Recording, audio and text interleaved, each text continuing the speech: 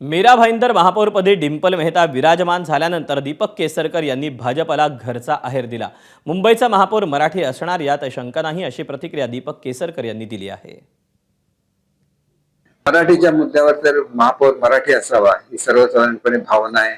भाजपने तसंच जाहीर केलेलं होतं, आमच्या पक्षाने तसंच जाहीर केलेलं आहे आणि राष्ट्रवादीचे खरं तर कुठेही महापौर नाही आहेत, परंतु त्यांनी स्वतःची भूमिका जाहीर केलेली होती आणि त्याच्यामुळे मराठी महापौर असावा।